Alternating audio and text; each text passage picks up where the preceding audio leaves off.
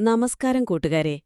നിങ്ങളൊരു പൂന്തോട്ടത്തിലൂടെ നടക്കുമ്പോൾ അവിടെയുള്ള പൂക്കൾക്ക് എന്തുകൊണ്ടാണ് വ്യത്യസ്ത നിറങ്ങൾ കാണാൻ കഴിയുന്നതെന്ന് ചിന്തിച്ചിട്ടുണ്ടോ? എല്ലാ പൂക്കളിലും ഒരേ സൂര്യപ്രകാശമാണ് പതിക്കുന്നതെങ്കിലും റോസാപ്പൂവിന് ചുവപ്പ് നിറവും മുല്ലപ്പൂവിന് വെള്ള നിറവും എങ്ങനെ ലഭിക്കുന്നു? ഈ രഹസ്യം കണ്ടെത്താനാണ് നമ്മളിന്ന് പോകുന്നത്. ഇതിനായി നമുക്കൊരു പരീക്ഷണം ചെയ്തു നോക്കാം. ഒരു ലേസർ ടോർച്ചെടുത്ത് ഒരു ഗ്ലാസ് പ്രിസത്തിലൂടെ പ്രകാശം കടത്തിവിടുക. എന്താണ് നിങ്ങൾ കാണുന്നത്? പ്രകാശരശ്മിയുടെ സഞ്ചാരപാതയ്ക്ക് വ്യതിയാനം സംഭവിക്കുന്നു, അല്ലേ? ഇതിന് കാരണം അപവർത്തനം, അതായത് റിഫ്രാക്ഷൻ എന്ന പ്രതിഭാസമാണ്. പ്രകാശം ഒരു മാധ്യമത്തിൽ നിന്ന് മറ്റൊരു മാധ്യമത്തിലേക്ക് കടക്കുമ്പോൾ അതിന്റെ പാതയ്ക്കുണ്ടാകുന്ന വ്യതിയാനമാണ് അപവർത്തനം. ഇനി ലേസർ ടോർച്ചിനു പകരം സൂര്യപ്രകാശം ഉപയോഗിച്ച് ഇതേ പരീക്ഷണം ആവർത്തിച്ചു നോക്കിയാലോ?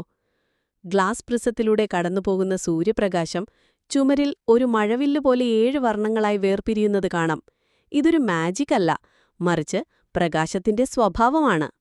സൂര്യപ്രകാശം ഒരു കൂട്ടം വർണ്ണങ്ങളുടെ മിശ്രിതമാണ്. ഇങ്ങനെയൊരു സമന്വിത പ്രകാശം, അതായത് കോമ്പോസൈറ്റ് ലൈറ്റ്, അതിന്റെ ഘടകവർണ്ണങ്ങളായി വേർപിരിയുന്ന പ്രതിഭാസമാണ് പ്രകാശപ്രകീർണനം, അതായത് ഡിസ്പേർഷൻ ഓഫ് ലൈറ്റ്. നിങ്ങൾ കണ്ട ആ വർണ്ണങ്ങൾ ഏതെല്ലാമാണ്? VIBGYOR എന്ന ക്രമത്തിൽ അവയെ ഓർമ്മിക്കാം.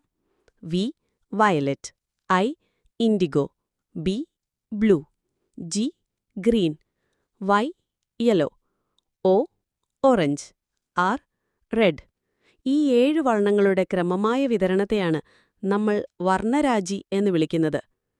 ഇവിടെ ഒരു കാര്യം കൂടി ശ്രദ്ധിക്കണം. ചുവപ്പ് നിറത്തിന് വ്യതിയാനം കുറവാണ്, വയലറ്റ് നിറത്തിനാകട്ടെ വ്യതിയാനം കൂടുതലുമാണ്. ഇതിന് കാരണം ഓരോ വർണ്ണത്തിനും വ്യത്യസ്തമായ തരംഗദൈർഘ്യമുണ്ട് എന്നതാണ്. തരംഗദൈർഘ്യം കൂടിയ ചുവപ്പു വർണ്ണത്തിനു വ്യതിയാനം കുറവും തരംഗദൈർഘ്യം കുറഞ്ഞ വയലറ്റ് വർണ്ണത്തിനു വ്യതിയാനം കൂടുതലുമായിരിക്കും. നമ്മൾ ആകാശത്ത് കാണുന്ന മഴവില്ല് എങ്ങനെ ഉണ്ടാകുന്നു എന്നറിയാമോ? പ്രകാശപ്രകീർണനത്തിന്റെ ഏറ്റവും നല്ല ഉദാഹരണമാണത്. സൂര്യപ്രകാശം മഴത്തുള്ളികളിലൂടെ കടന്നുപോകുമ്പോൾ അപവർത്തനത്തിനും ആന്തരപ്രതിപതനത്തിനും വിധേയമായി വർണ്ണങ്ങളായി വേർപിരിയുന്നു. അങ്ങനെ മനോഹരമായ മഴവില്ല് രൂപം കൊള്ളുന്നു. ഇനി മറ്റൊരു രസകരമായ കാര്യം. നിങ്ങളൊരു കറങ്ങുന്ന ചന്ദനത്തിരിയുടെ തീപ്പൊരി വേഗത്തിൽ ചുഴറ്റുമ്പോൾ എന്താണ് കാണുന്നത്? ഒരു തീവലയം കാണാൻ സാധിക്കും, അല്ലേ?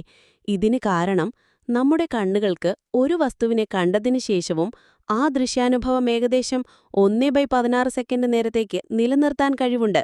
ഈ പ്രതിഭാസമാണ് വീക്ഷണ സ്ഥിരത, അഥവാ പെർസിസ്റ്റൻസ് ഓഫ് വിഷൻ. ചുവപ്പ്, പച്ച, നീല എന്നീ വർണ്ണങ്ങളെ പ്രാഥമിക വർണ്ണങ്ങൾ എന്ന് വിളിക്കുന്നു. ഇവ മൂന്നും ചേർത്താൽ വെള്ള നിറം ലഭിക്കും. ഈ 3 വർണ്ണങ്ങൾ ഉപയോഗിച്ച് നമുക്ക് മറ്റെല്ലാ വർണ്ണങ്ങളും ഉണ്ടാക്കാൻ കഴിയും.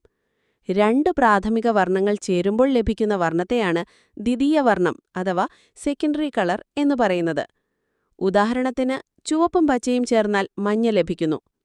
ഇനി നിങ്ങൾ ആകാശം നോക്കുമ്പോൾ എന്തുകൊണ്ടാണത് നീല നിറത്തിൽ കാണുന്നതെന്ന് ചിന്തിച്ചിട്ടുണ്ടോ? ഇതിന് കാരണം വിസരണം, അഥവാ സ്കാറ്ററിംഗ് ആണ്.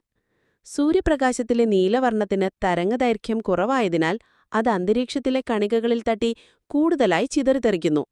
അതുകൊണ്ടാണ് ആകാശം നീല നിറത്തിൽ കാണപ്പെടുന്നത്. എന്നാൽ സൂര്യാസ്തമയ സമയത്ത് സൂര്യരശ്മികൾ കൂടുതൽ ദൂരം സഞ്ചരിക്കുന്നതിനാൽ നീലവർണ്ണം പൂർണ്ണമായും ചിതറിപ്പോകുകയും ചുവപ്പ്, ഓറഞ്ച് നിറങ്ങൾ മാത്രം നമ്മുടെ കണ്ണുകളിൽ എത്തുകയും ചെയ്യുന്നു. അതുകൊണ്ടാണ് ആ സമയം സൂര്യൻ ചുവപ്പ് നിറത്തിൽ കാണപ്പെടുന്നത്. ഈ വിശദീകരണം നിങ്ങൾക്ക് ഈ വിഷയം മനസ്സിലാക്കാൻ സഹായകമാകുമെന്ന് കരുതുന്നു. നന്ദി.